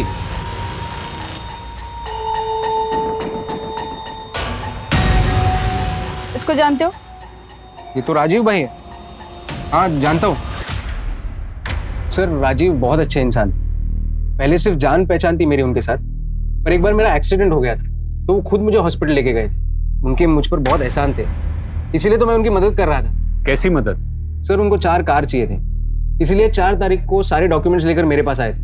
कह रहे थे 6 महीने के लिए बाहर जा रहा हूँ, इसलिए सारी फॉर्मेलिटीज आज ही पूरी करनी होंगी। उसने तुमसे 6 महीने कहा? हाँ, मुझसे तो यही कहा। रॉनी, ये तुम्हारे लिए। क्या है मम्मी? फुटबॉल। सच्ची? ये तो मुझे कब से चाहिए था। बेटी की शादी खतरे में थी, क्लिनिक भी सही चल नहीं रहा, फिर भी 4-4 गाड़ियां लेनी थी। क्यों? पापा ने भेजा है? नहीं, वो पवन जी है ना जो हमसे हमेशा बैग खरीदते हैं, उन्होंने भेजा है तुम्हारे लिए। इतने अच्छे अंकल है मम्मी। मैं संतुल लेके जाके खेलूं? जाओ।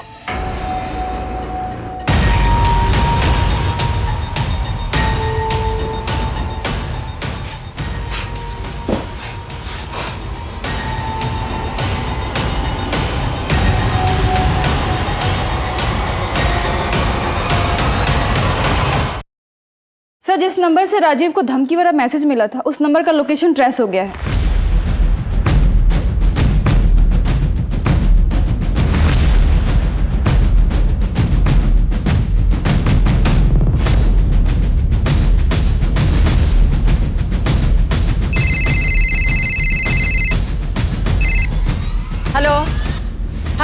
मैडम जी राजीव सैनी को जानती हैं आप? राजीव सैनी डॉक्टर साहब, उनके घर तो मैं झाड़ू पोछा करती हूँ। साहब मुझे तो फोन उठाना और काटना आता है, बस ये मैसेज मैं नहीं जानती। तुम्हारा फोन तुम्हारे अलावा कोई और इस्तेमाल करता है? जी घर में एक पोता है ना, कभी कभी वो फोन उठा लेता है।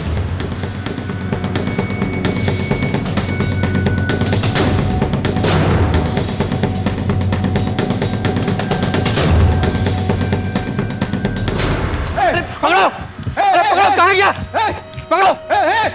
ये कहाँ भाग गया?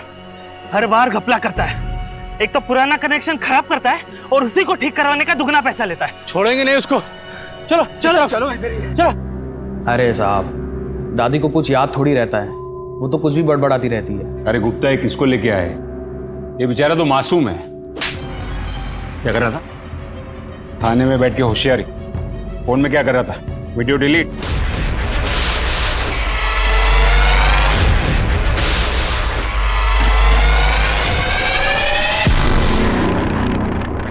ऐसे वीडियो निकालता है? हाँ? ऐसे वीडियो निकालता है पल्लवी की, और राजीव को पता चल गया इसलिए तूने उसको मार डाला? नहीं नहीं सर, मैं तो सिर्फ मजे के लिए वीडियो बनाता था। नहीं सर, गलती हो गई सर।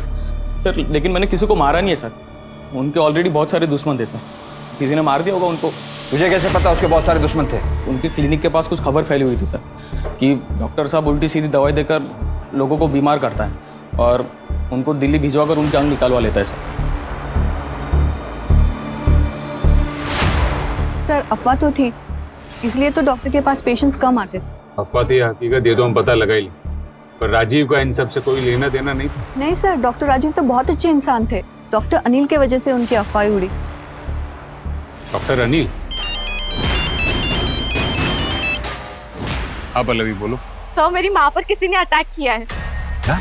वो बेहोश है, मैं उनको हॉस्पिटल लेकर जा रही हूँ। हम अभी पहुंचते। आपने देखा उन पर हमला किसने किया? नहीं सर, मैं घर पे ही नहीं थी। जब लौटी तो देखा कि माँ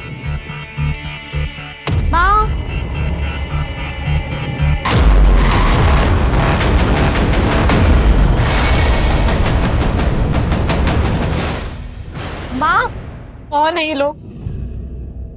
पहले मेरे डैडी को मार दिया, अब मेरी माँ के भी पीछे पड़ गए। आपको क्या लगता है किसने किया होगा आपकी माँ के साथ? और कौन? दीपक नहीं किया होगा ये सब।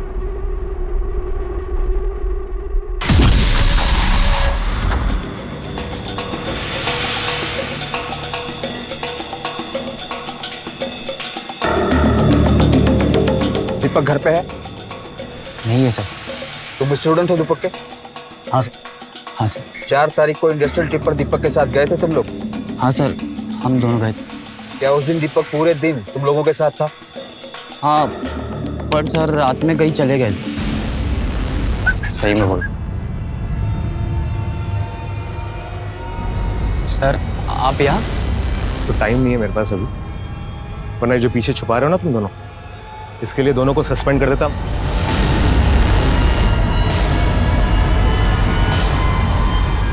वाला परफ्यूम था उनके हाथ में। बॉटल से लग रहा था कि वो लेडीज परफ्यूम है। पता नहीं सर किससे मिलने गए थे। पहला ऑर्डर तो 2 दिन में ही बिक गया। मार्केट में बहुत डिमांड है आपके इको फ्रेंडली बैग्स की।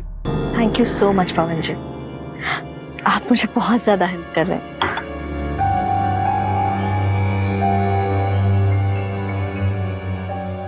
वो नए डिजाइन से वो सारा स्टॉक दिखा देती हूँ मैं आपको।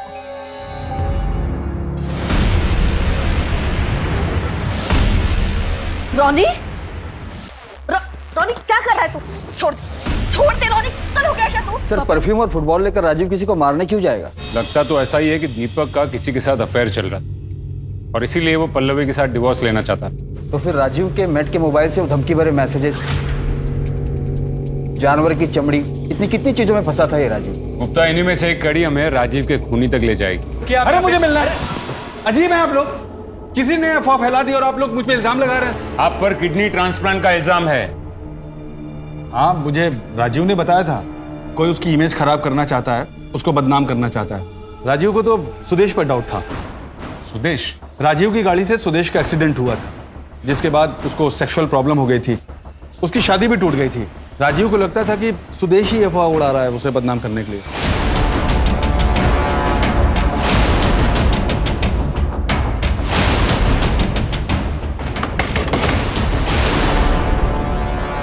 जी, राजीव ने आपकी जिंदगी बचाई या फिर राजीव की वजह से आपकी जिंदगी बर्बाद हो गई? बर्बाद तो हुई थी, मगर राजीव ही अपनी गलती सुधारने के लिए मेरा इलाज कर रहे थे। टीना,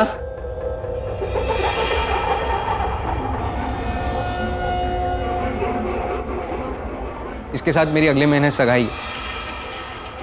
ये खुश है मुझसे।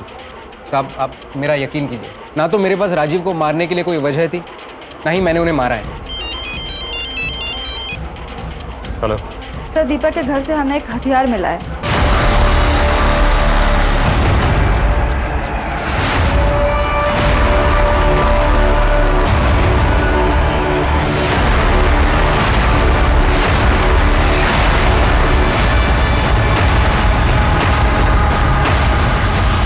सर, फॉरेंसिक ने कंफर्म किया है जो चाकू हमें दीपक के घर से मिला था उसी से राजीव का मर्डर हुआ है।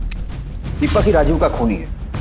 इंडस्ट्रियल टिप से फरार होना, ये सारी कड़ियां जुड़ गई हैं। दीपक की फोन लोकेशन ट्रेस की? सर, उसकी फोन लोकेशन तो ट्रेस नहीं हो पा रही है, लेकिन उसके कॉल लिस्ट में किसी संतोष का नंबर है। डेली बात करता था। ये एड्रेस निकालो संतोष का। सर। जी सर।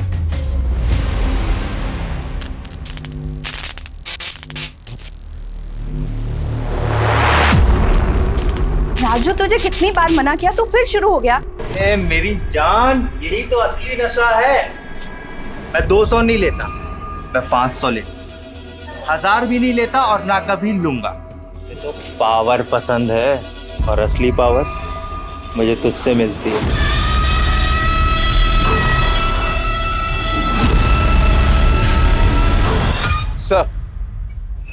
सर, दीपक तो नहीं मिला और संतोष को ले आए। आओ।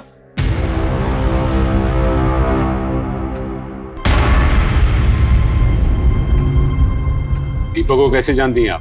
एक दोस्त की पार्टी में मिला था, तब से जानती हूँ। दीपक पर अपने ही ससुर को मारने का इल्जाम, और उसके कॉल रिकॉर्ड्स देखकर हमें यह पता चला है कि वो तुमसे बहुत करीब। क्या चल रहा था तुम दोनों के बीच? तुमसे पूछ रहा हूँ, क्या चल रहा था तुम दोनों के बीच? सर, वो अपनी पत्नी से तंग था और मैं अपने पति से। हम कब करीब आए कुछ पता ही नहीं चला। पर सर, मैंने कुछ नहीं किया, मेरा इससे कोई लेना देना नहीं है। 4 तारीख की रात को दीपक तुम्हारे साथ था? हाँ, मेरे पति टूर पे गए हुए थे तो वो मेरे घर ही आ गया। वो पूरी रात मेरे साथ ही था। इस वक्त दीपक कहाँ छुपा होगा, कुछ पता है?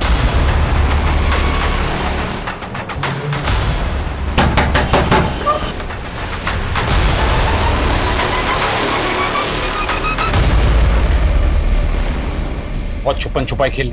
अब बता, राजीव को कैसे मारा? सर, मैंने किसी को नहीं मारा, और आपके पास अगर सबूत है तो इल्जाम लगाइए सर। सबूत चाहिए तुझे? हमारे पास सबूत ही सबूत है। जिस हथियार से खून हुआ वो तेरे घर से बरामद हुआ।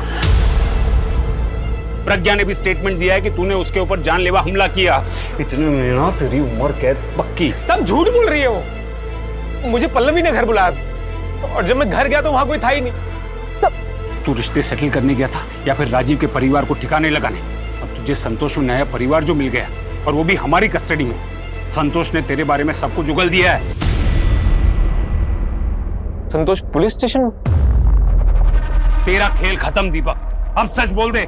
सर, सच बात यह है कि सर, पल्लवी संतोष से जलती है, और जब उसे संतोष के बारे में पता चला तो सर उसने बस्ती में रहने वाले लड़कों को उसे परेशान करने के लिए भेजा। सर, मैंने कुछ नहीं किया, सब फंसा रहे हैं मुझे। ये ऐसे नहीं मानेगा, इसकी जम के कुटाई करो, फिर उगलेगा सब कुछ। साहब, मैं सच बोल रहा हूँ साहब, मैंने कुछ नहीं किया। मैं सही बोल रहा हूँ साहब, मैंने सच में कुछ नहीं किया। वो झूठ बोल रही है साहब। मर्डर वेपन मिलने से केस सुलझने की बजाय और उलझता नजर आ रहा है। पल्लवी गुप्ता, एक बेटी जो अब तक एक अबला नारी थी, क्या वो भी इस साजिश में शामिल है अपने पति को फंसाने के लिए? इस केस को देखकर ऐसा लगता है कि पुलिस को एक बार पल्लवी से सख्ती से पूछताछ करनी चाहिए, ताकि दूध का दूध और पानी का पानी हो सके। सर, दीपक तो बेकसूर ऐसी बात की रट लगा कर रखा है, जबकि सारे सबूत उसके खिलाफ। सवाल भी बहुत है गुप्ता। राजीव उन जानवर के पार्ट्स का करता क्या? उसके शरीर पर वो निशान कैसे है? ये सब उसकी मौत के साथ जुड़े हुए। दीपक संतोष के घर था, मतलब उसने खून नहीं किया। सर, संतोष के घर के आसपास की सीसीटीवी को चेक करवाता हूँ। देखते शायद कुछ मिल जाए। सर सर बचा लीजिए मुझे सर प्लीज। तुम तो सुदेश के घर पे थी ना? इसके साथ मेरी अगले महीने सगाई है। हाँ सर, लेकिन सर मैं उसकी कोई गर्लफ्रेंड या फियांसी नहीं हूँ। मेरी उससे कोई शादी भी नहीं होने वाली थी सर। वो तो मुझे मुंबई से पैसे देकर लाया था मेरे साथ अय्याशी करने के लिए सर। और सर उससे कुछ होता भी नहीं है सर, अल्लाह है पूरा सर। क्या? हाँ सर, और जब मुझे उसकी इस बात पर हंसी आई तो उसने मुझे बहुत मारा सर। मैं बहुत मुश्किल से यहाँ भाग कर आई हूँ सर, मुझे बचा लो।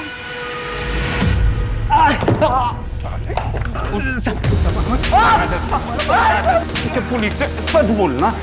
साले, जो आदमी औरत पे हाथ उठा सकता है उसके लिए मर्डर करना मुश्किल नहीं है। राजीव को बदनाम करने के लिए तूने ये अफवाह उड़ाई थी ना? हाँ साहब, मैंने अफवाह उड़ाई क्योंकि उसने मेरी जिंदगी बर्बाद करके रख दी। तो मार दिया उसे, हो गया बदला पूरा तेरा। नहीं सर, मैंने मारा नहीं उसे। राजीव ने कहा था कि मेरी बीमारी का होम्योपैथी में इलाज है, मगरमच्छ के दांत। अगर वो मरता नहीं साहब तो शायद आज मैं ठीक हो जाता। तो वो सब सामान राजीव तेरे लिए मंगवाता था? किससे मंगवाता था वो सामान? नोएडा में लल्लन नाम का एक आदमी है, उससे।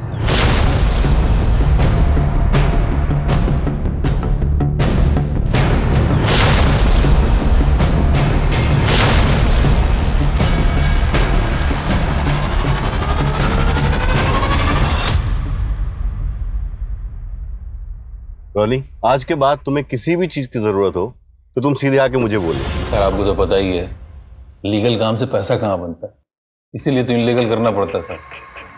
वैसे भी जानवरों की बहुत डिमांड है मार्केट में। तू राजीव को कब से जानता था और वो ये सब तेरे से कब से खरीदता था?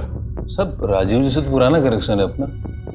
वो अपनी गर्लफ्रेंड के साथ आते थे कभी कभी मेरे फार्म हाउस में रुकने के लिए रात में। गर्लफ्रेंड? तू जानता है उसकी गर्लफ्रेंड को? हाँ सर, मंजू नाम है उसका। बहुत समय से उसको मिला नहीं हूँ, देखा नहीं हूँ, लेकिन हुलिया तो बता ही सकता हूँ। प्रज्ञा जी, 15 साल पहले राजीव का किसी मंजू नाम की औरत से अफेयर था, क्या आप जानती है उसे? जी, राजीव से जब मैं मिली थी तब उनका डिवोर्स हो चुका था और फिर मैंने उनके पास्ट के बारे में जानना जरूरी नहीं समझा। मतलब राजीव की और आपकी दूसरी शादी हुई थी? पल्लवी मेरी ही बेटी है, लेकिन राजीव से वो अपने सगे बाप जैसा ही प्यार करती है। और क्या क्या जानता है राजीव के बारे में? ज़्यादा नहीं साहब, लेकिन वो आदमी परेशान था। मैंने उससे पूछा कि कुछ उसको भी वैसी वाली दवाई चाहिए क्या? बोला नहीं नहीं, मैं तो अपना इलाज वो इलेक्ट्रिशियन से करवा रहा हूँ। इलेक्ट्रिशियन? इलेक्ट्रिशियन से कैसा इलाज? मुझे क्या मालूम साहब, करवा रहे होंगे। सर एक मिनट।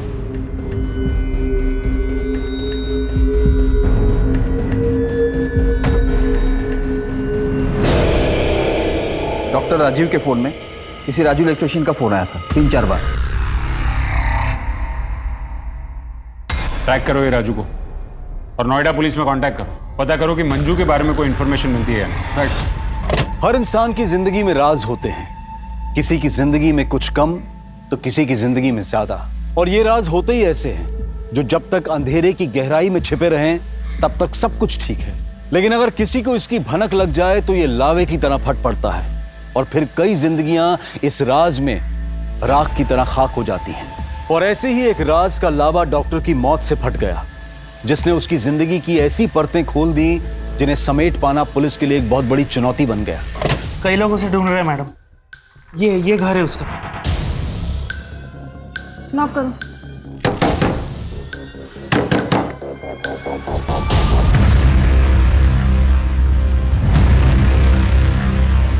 सर कई लोग खुन्नस खा के बैठे थे इस राजू से।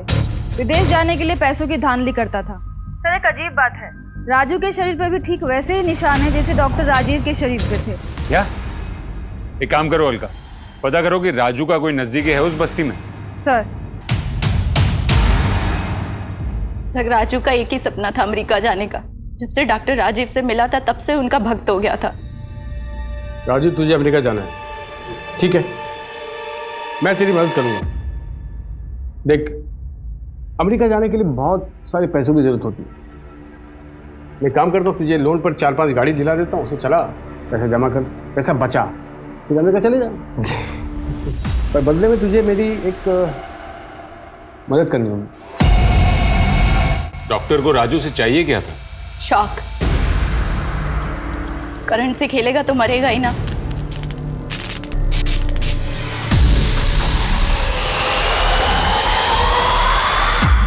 डॉक्टर राजीव का मानना था कि ऐसे बिजली के झटकों से बदन चुस्त तंदुरुस्त रहता है। मतलब डॉक्टर राजीव के शरीर पर जो निशान थे वो इलेक्ट्रिसिटी के थे? सर राजीव अपने क्लिनिक में भी यही कर रहा था, कपड़े उतार के, जब मंजूषा ने उसे देखा था। सर क्या है? मेरे राजू को भी उसने आदत लगा दी थी। डॉक्टर राजीव के मरने के बाद उसका अमेरिका जाने का सपना टूट गया था, इसीलिए वो टेंशन में खुद को दिन में 3-4 बार झटके देता था।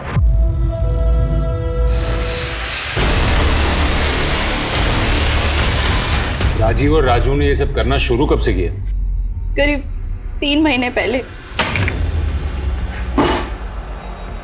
रॉनी, क्या किया तुमने पवन जी के साथ? राजीव इलेक्ट्रिक शॉक लेता था।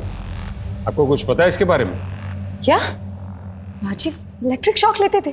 आपको कभी शक हुआ कि आपकी शादी के बाद भी उसका अफेयर हो? मेरे डैडी का कोई अफेयर नहीं था। पल्लवी, वो मेरी माँ से बहुत प्यार करते थे। पल्लवी चुप हो जा। मेरे डैडी के कातिल को तो ढूंढ नहीं पा रही, बस आ जाती हूँ उन पर इल्जाम लगाने। पल्लवी चुप हो जाओ। लगता नहीं है कि प्रज्ञा और पल्लवी को राजीव के बारे में कुछ भी पता हो। नोएडा पुलिस में तुमने पूछा मंजू के बारे में कुछ पता चला? नहीं सर, लल्लन से मंजू का स्केच बनवाकर सभी पुलिस में भिजवा दिया। और संतोष के घर के बाहर का सीसीटीवी फुटेज? हाँ सर, वो भी आने वाला है।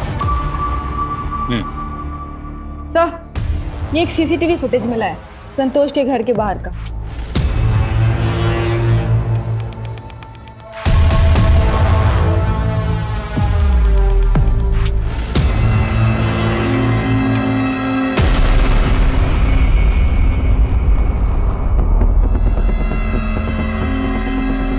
सर मैं सच कह रहा हूं, मैंने कुछ नहीं किया। जानता हूं, सीसीटीवी फुटेज देखा मैंने। जिस वक्त राजीव का मर्डर हुआ था उस वक्त तू संतोष के घर जाते हुए दिखा था। तुमने उस दिन कहा था कि कुछ लोग संतोष को धमका रहे हैं, उन्हें देखोगे तो पहचान पाओगे। हाँ सर।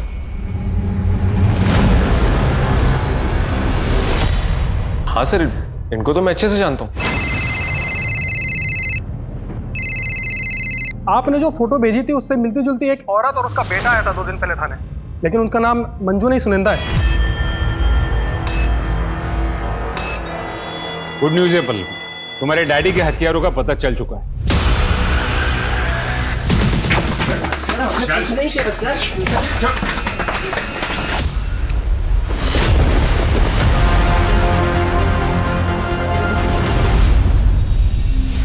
उसने अपना जुर्म भी कबूल कर लिया। पर क्यों मारा उन्होंने मेरे डैडी को? सर मैं आपको सब बताती हूँ, लेकिन मेरा राजीव के मर्डर में कोई हाथ नहीं है। शादी के बाद मुझे पता चला कि राजीव कितना साइको है। वो बहुत पॉसेसिव था। वो रात को मुझे बिस्तर से बांधता था। राजीव के साथ रहने में मुझे घुटन सी होती थी, लेकिन अगर डिवोर्स की बात करती तो शायद वो अपने आप को और हमें भी मार डालता। इसलिए मैं अपने बेटे को लेके वहां से भाग गई। मेरे बेटे रॉनी को अभी भी ऐसे लगता है कि उसके पापा आएंगे। तो इसीलिए आपने अपना नाम मंजू से सुनंदा रख लिया, ताकि राजीव आपको ढूंढ ना पाए। 3-4 महीनों पहले कोई औरत आई थी मेरे घर पे। राजीव के बारे में कई सवाल पूछ रही थी। क्या नाम था उसका? आप तो जानती होंगी उस औरत का नाम, जो सुनंदा से मिलने गई थी। विक्रांत और आयान, आपके कॉलेज स्टूडेंट, अपना खर्चा निकालने के लिए वो गाड़ियां चुरा कर उन्हें बेचते थे। एक दिन पकड़े गए, आपने उन्हें बचा लिया, जेल नहीं जाने दिया, ताकि आप बाद में उनका इस्तेमाल कर सकें। ये क्या बोल रहे हो आप लोग? मेरी माँ स्कूल की प्रिंसिपल है, वो ऐसा ये सब कुछ नहीं कर सकती। आपकी माँ को आपके पति दीपक के अफेयर के बारे में पता था, और इसीलिए उन्होंने विक्रांत और आयान से कहकर संतोष को धमकी दिलवाई। शर्म लाना चाहते तेरी आंखों में। और उसकी गाड़ी लेकर चले गए, और वो वही गाड़ी थी जो आपके डैडी के खून में इस्तेमाल हुई।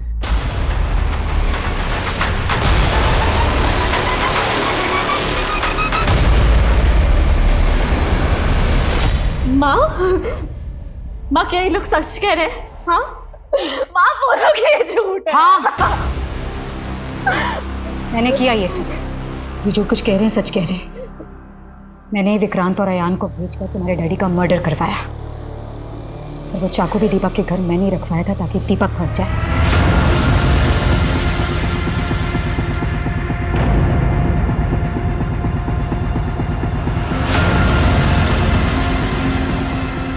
क्योंकि ऐसे मर्द यही डिजर्व करते हैं। दीपक पल्लवी को चीट कर रहा था और राजीव ने मेरा जीना हराम कर रखा। मुझे लगा था कि वक्त के साथ सब कुछ ठीक हो जाएगा, लेकिन नहीं। मैंने डिसाइड किया कि मैं राजीव के पास्ट के बारे में जानना चाहूंगी। अब जब कुछ फाइल्स खंगाली तो मुझे मंजू के बारे में पता चला।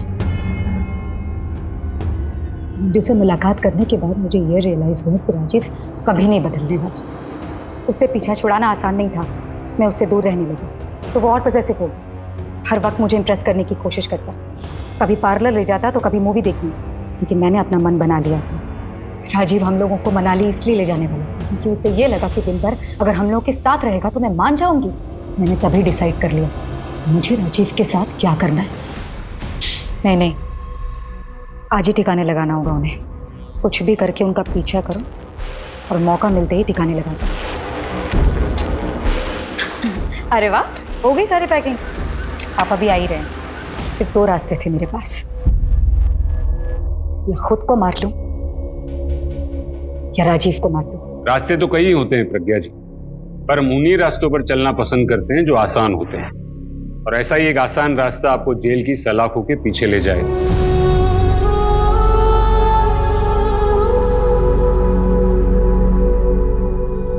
आजादी की लड़ाई में हिंदुस्तान की मिसाल पूरी दुनिया में दी जाती है। गांधी जी के आदर्शों को स्कूल और कॉलेज में पढ़ाया जाता है, मगर फिर ऐसा क्या है कि हम गांधी जी के आदर्शों को भूलकर हिंसा का रास्ता अपना लेते हैं।